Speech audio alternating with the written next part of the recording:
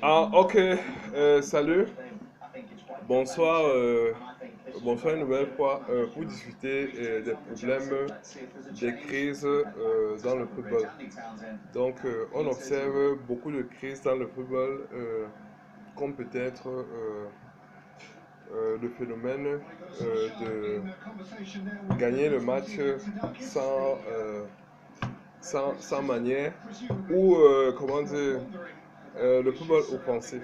Donc on se rend compte que le football offensif est vraiment difficile pour les jeunes parce que on se déplace, on se dépense énormément. Alors que bon, le football, comment dire, gagner avec la matière, avec la manière, arrange les footballeurs, arrange comment dire, les supporters, arrange le président. Donc gagner sans manière.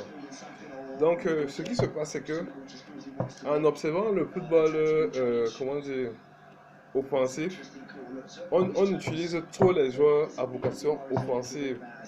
Pourquoi? Parce que on leur demande de marquer le plus de buts possible pour gagner le match, afin que, comment dire, les stats explosent. C'est le football, comment dire, le football marketing, comme faisait les Cristiano Ronaldo. Et ce football vraiment fatigue beaucoup. Quand on sait que dans les grands matchs, la plupart se dénouent, comment dire, par la prise de vitesse ou par, comment dire, par, euh, par peut-être un joueur qui dépose un autre. Donc c'est un peu ça. Donc c'est vrai que la majorité des temps, quand je regarde les matchs de Coupe du Monde, donc la plupart des buts qui entrent, en fait 80, entre 85 et 90% sont des buts où les gars prennent de vitesse. Parce que chaque équipe vient avec un atout, un joueur clé qui peut décanter la situation. Donc qui vient soit du milieu, soit de l'attaque et qui surprend. En fait, c'est l'effet de surprise qui fait gagner en Coupe du Monde. Et comment dire, en matière de crise du monde, on s'est rendu compte que les avant-centres ne savent plus mettre les buts. Pourquoi? Parce que avant, quand on était petit, c'était les scores 5-4, les scores 8-6. Et même dans les grands championnats, c'était ainsi. Mais maintenant, tout cela a disparu. Donc, mais il y a des solutions. La solution pour que les gars commencent à mettre le but, c'est de, comment dire, c'est pour le coach de dire aux joueurs, petit, tu as arrêté de faire ton travail, mets le but, comment dire, aux entraînements, je t'ai appris comment mettre le but.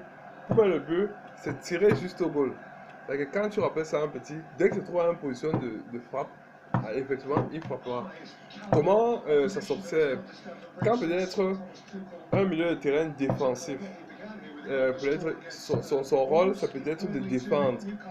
Si peut-être tu as peut-être un milieu défensif qu'on appelle chargé de mission, qui doit jouer peut-être en marquage individuel. Lorsque peut-être le joueur qui doit tenir en marquage individuel commence à déranger, tu sens qu'il n'est plus dans l'événement. Donc, super. Donc, tu sens qu'il n'est plus dans l'événement. Oh là là, tu sens qu'il n'est plus dans l'événement. Et tu dis, mon petit, resserre les rangs. C'est que quand il entend l'instruction, il le fait. C'est que si c'est que le petit qui est défensif, qui doit jouer milieu défensif, peut, comment dire, revenir à de meilleurs sentiments et barrer, comment dire, la personne qui se met à déranger de façon prescrite. Alors, quand tu dis à l'avant-centre, mon petit, quand tu auras le ballon, tu frappes, obligatoirement, il le fera. Et c'est vrai que même s'il ne met pas, ça fera une statistique telle que comment dire, on ne pourra pas, il sera intouchable. Donc ça c'est d'un. Et il y a d'autres crises qui s'observent, c'est qu'on n'a plus de milieu de terrain qui sache faire la dernière passe ou qui ne sache plus faire, comment dire, euh, de passes décisives.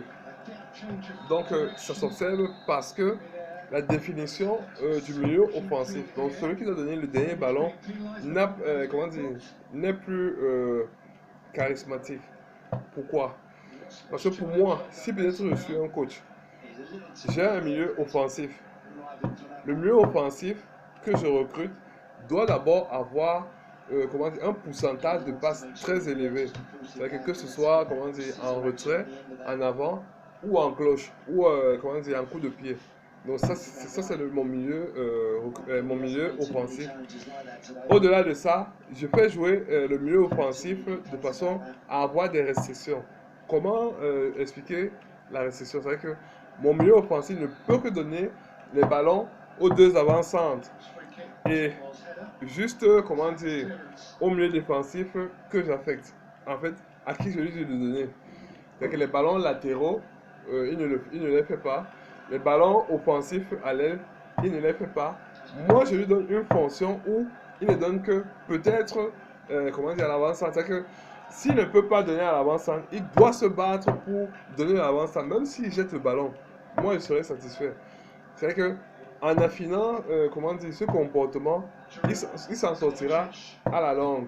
Et comment dire, il aura de meilleurs résultats. Donc, en fait, c'est un apprentissage nouveau, mais il doit être. Donc, en parlant peut-être du milieu défensif, le milieu défensif, son rôle est de gêner. Donc, tout le monde le sait. C'est que, comment dire, il y a des milieux défensifs qui sont chargés de mission.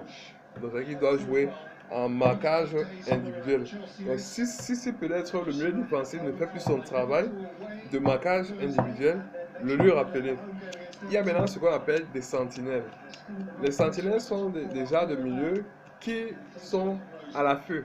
C'est-à-dire qu'on lui a affecté 2 ou 3 joueurs qui doivent marquer. En fait, c'est des marquages à distance. C'est-à-dire que le milieu, comment dire, le milieu, comment dire, le milieu sentinelle, lui, il a une spécificité. Lui, il a du flair. C'est-à-dire que s'il doit peut-être barrer le 6, le 8 et le 10. Donc, quand peut-être le joueur, comment dire, qui doit sortir le ballon de l'équipe adverse a le ballon, excusez-moi pour l'aberration, comment dire, quand le joueur doit sortir le ballon, ce qui automatiquement, les systèmes sont très simples. C'est-à-dire que quand il a le ballon, il donne soit au 6, soit au 10, soit au 8. La sentinelle, s'il juge que l'un des 3 joueurs devient, comment dire, très, très dangereux, il doit gâter tout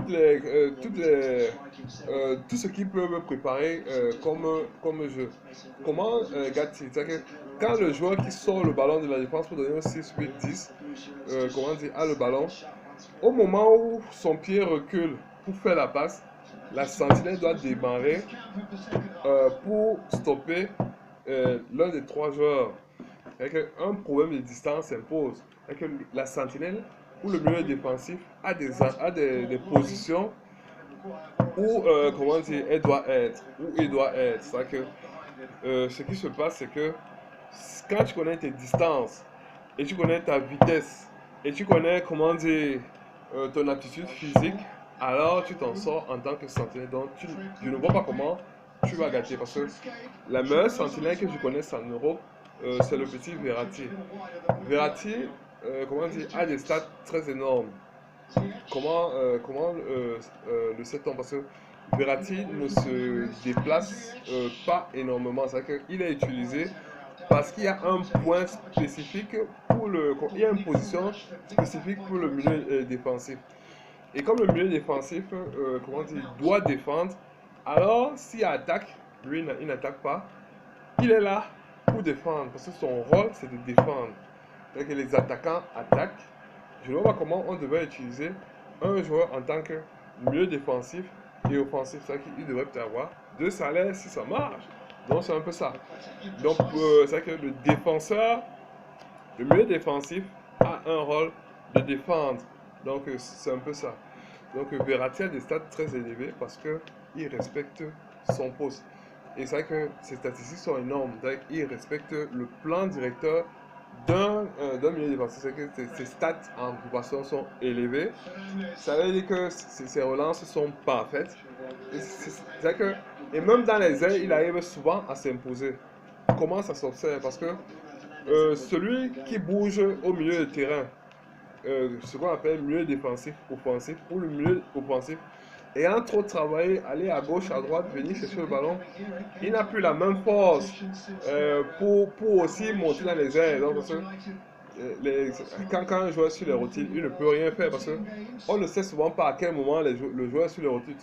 Souvent, le joueur sur les rotules, tu ne le sais pas, toi, le coach. Mais c'est vrai qu'il est sur les rotules.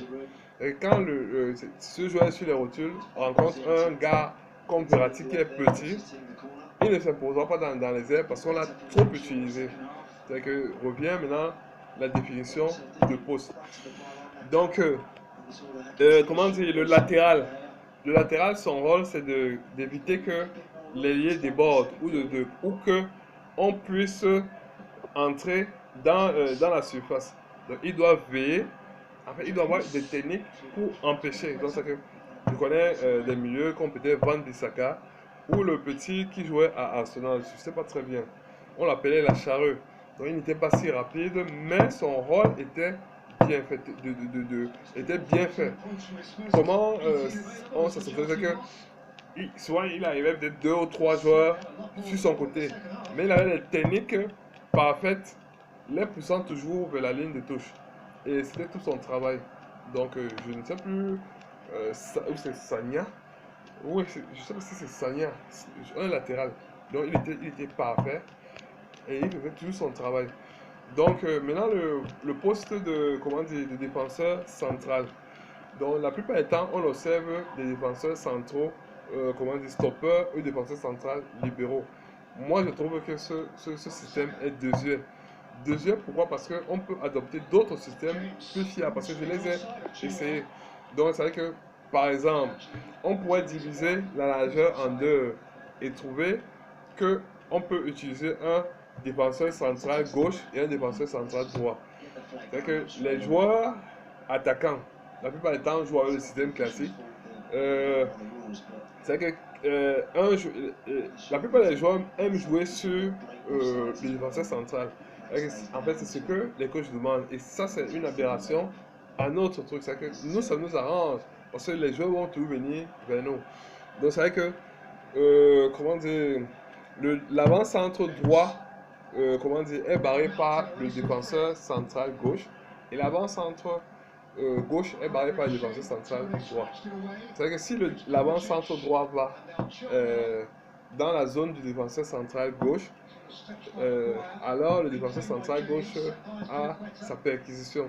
Si peut-être l'avant-centre gauche va dans le secteur du défenseur central gauche, alors celui-ci a sa perquisition.